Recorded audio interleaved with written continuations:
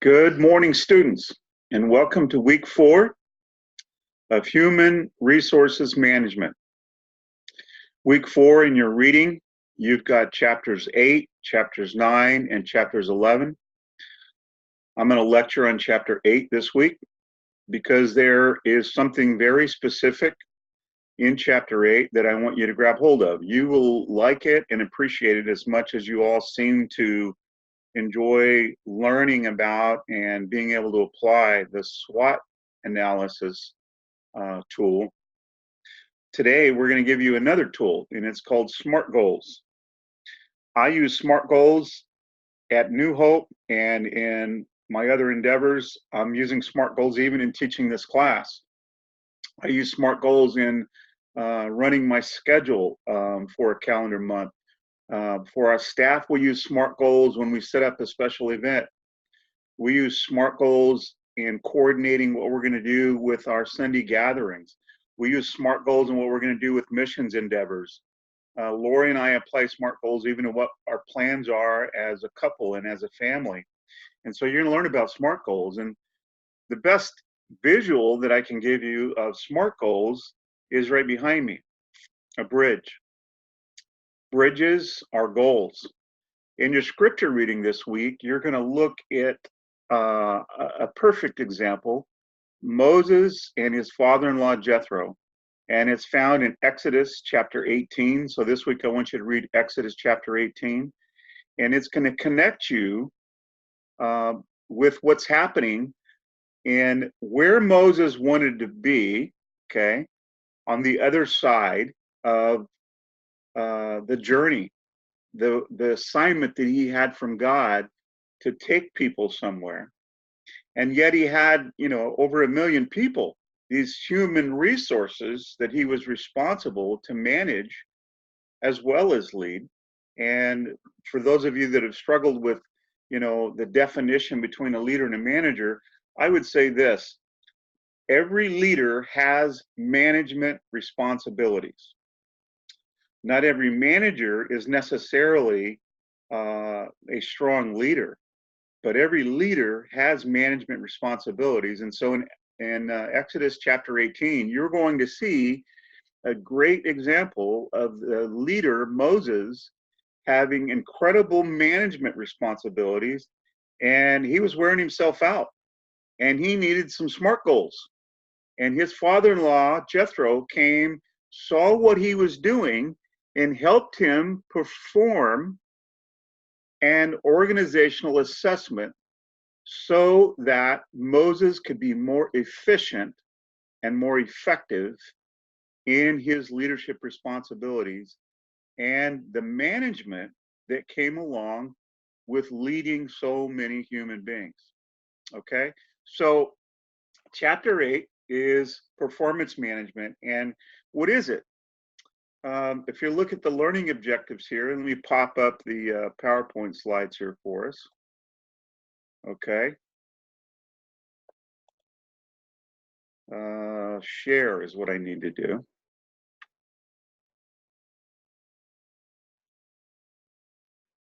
All right, so here we go.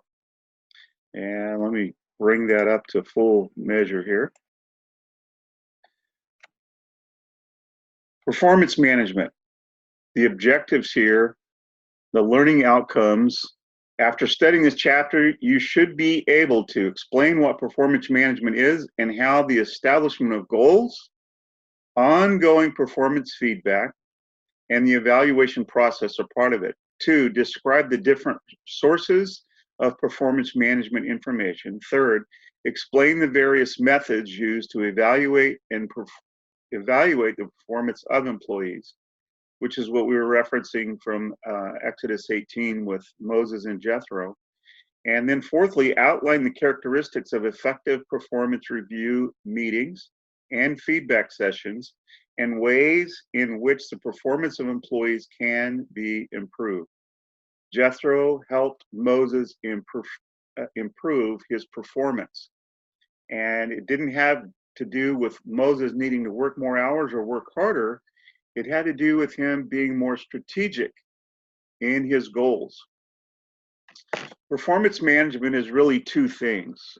It is half performance management and half reviews. So the performance management is the process of creating a work environment in which people can perform to the best of their abilities. Again, I'll segue by telling you that when you read this passage with Moses and Jethro in Exodus 18, you'll see what a beautiful fit this is to what you're learning in this chapter. And then there's the review. It's the process in which a manager evaluates how things are going and how they might be improved if we made some tweaks and some adjustments. And so the performance reviews are also referred to as performance appraisals and performance evaluations. This is the 6-step process, and this is just a visual for many of you that are visual people. Rather than just seeing it written in a linear fashion, this lets you know. And notice again that it is circular. Learning is continuous. And so when you get to step 6, you come back up to step 1 again. Developing an effective performance management system. A firm's HR department ordinarily has the primary responsibility of overseeing and coordinating its performance management system. So the assessment, the evaluation process normally would come from the HR department. However, managers from companies operating within other departments must also be actively involved. If HR is not directly overseeing that employee or that volunteer, then they need the feedback of the supervisors / managers who are actually working with that employee or volunteer and get their input to see what's actually happening on the job site. Employees are more likely to accept and be satisfied with the performance management system when they have a chance to participate in the development. This isn't rocket science here, folks. If people feel like they are involved in a conversation, it has much more of a feeling of team than it does over one person has all the power to hire and fire, and the other person just does verbatim exactly what they say. Well, on one hand, that seems like a real simplified approach if you're the manager, if you're the boss. But the reality of it is, you really risk that employee or volunteer having no reason to have intrinsic motivation. We want our volunteers and our employees to have intrinsic motivation. If they have that, it's for the better of the organization, and it creates more cohesion. It causes the efficiency and the effectiveness of the organization to go better. And so you'll see right down here that strategic goals must be implemented, and those become the bridges, again, that you see over my shoulder. What are the performance standards? Well, performance standards should be based on job-related requirements derived from a job analysis and reflected in an employee's job description and job specifications. Here we go with the SMART goals. What are SMART goals? Well, it's an acronym, and you can see down there below it, the S stands for specific, the M stands for measurable, the A stands for achievable or attainable, the R stands for realistic or relevant, and the T stands for time-based or being done in a timely manner.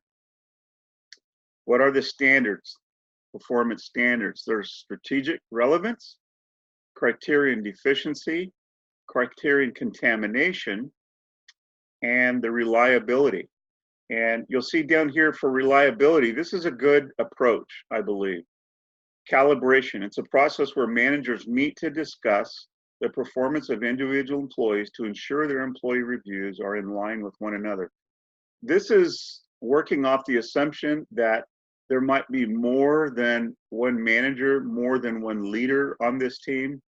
And if they are, then you want to make sure that one interview or one review from one person isn't biased in a really strong positive or negative way that isn't reality.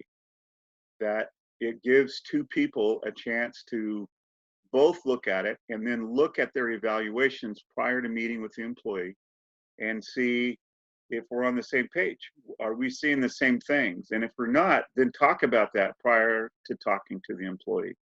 I really believe that's a good approach. Fairness and acceptability is also playing in there. Do your performance reviews comply with the law? Well, we're not going to spend a lot of time on this, but it goes without saying, but you have to make sure that you're following the legal guidelines. And so you've got a few here that are given to you, and it's important to make sure that you don't get yourself as a manager, as a leader, in a situation where you're ignorant about what the legal expectations and ramifications of any approach that we're using in the entire interviewing, hiring, and performance evaluation, and the actual meeting with the employee. You just want to make sure you're being wise. And then you'll see here that these are the alternative sources for review. The traditional approach would be that it would be the supervisor and the individual, right? And then if you wanted to extend that out a little bit more, then you would have the person give a self-evaluation. In fact, in your embedded PowerPoint slide videos for this week's lectures, you have a very short but very useful video there that teaches somebody how to help an employee develop a self-evaluation and the time that should be invested in doing so. But you can also have other peers, you can have customers, you can have subordinates, and other team members if it's a team. These are different ways to look at performance evaluation from different angles. And then you'll see a breakdown here of some of these being applied here. And this is, again, this is self-evaluation that I mentioned. It's very short, but it's very helpful. Putting it all together, we're not going to spend a lot of time here looking at the 360 evaluation. If you watch the video that it shows here in your lectures, it'll let you know that it's pretty detailed. You have to actually have a vetted process that that requires some skill sets to pull off a successful 360 feedback. And so this course is more of a introduction to human resource management. I would recommend that you hold off on holding a 360 feedback approach until you have more experience and more training and more skill. Now, some of you may have already had that, and so if you do, then you feel free, but I'm not going to get into that in this lecture here. So we're going to step past those, and then I want you to look at this slide here. It shows the 3 different types of performance review methods. And one is to look at people's traits or characteristics. The other one is their behaviors. This is more the action-oriented, that it is best used for development. So if we're looking at how to move people forward and develop them, then I would say right here what we saw is this is what Jethro was doing with Moses. He was looking at how he was doing it, and then he made suggestions that would further develop him. He wasn't questioning Moses' heart or his integrity or anything like that. He was looking at his actual actions and saying, hey, let's make some adjustments here. And then results oriented, you'll see this a lot in a sales approach where that salesman or saleswoman, you know, if you work for a car dealership and the expectation is you've got to knock out certain numbers of vehicles per month, then that's results oriented. In a lot of vocations, it's difficult to do that. Some of you that work in an environment like, say, in a salon, that would be easier for you to measure that maybe because you can see how many clients came through that employee's chair. You could also see if that person is a manager of a warehouse, where are they getting the number of boxes out, the product out, you know, those kinds of things you can look at more of a results oriented approach. But some jobs and careers, that's not the best approach. And then this is the MBO. So this is showing you how you can take it and apply it. And you're showing the different, I believe there's 7 steps in this process. And that gives you the visual image of that. And then I like this chart because this shows you the advantages and disadvantages of each one. And what you'll notice is that in the traits, behavior, and results methods, there are advantages and disadvantages with all 3 approaches. So you're not going to find an approach, at least from these 3, that are going to give you a perfect method to do performance evaluations. But I think for the most part, the approach that I have used is more along the lines of the behavioral methods, unless I start to see characteristics and behaviors that start to show maybe a non-team player approach. Maybe somebody just, their attitude just really, really gets negative on the team. And I think then you have to start looking at some of the traits. And results are what we are looking for at the end of the day. What is actually happening? Are we meeting the objectives that we have as an organization? But if you're going to pick one of them, you feel free to use whatever system you want. But for me, I found that the behavioral method allows me to be more objective than I might be with the traits method. And the results method does come into play, but be careful of using that alone. Before the feedback, the sessions, these are the actual meetings that you would have. The format for the meeting sessions will be determined in large part by its purpose, the type of performance management system used, and what the organization wants to accomplish. And the formal performance evaluation should be scheduled far enough in advance to allow the subordinate and manager to prepare sufficiently in order to do so. And it also makes it more significant. If you just off the cuff say, hey, why don't you meet me in my office in 5 minutes, that individual might not even realize the significance of the conversation. And especially depending on the feedback, they can get caught off guard.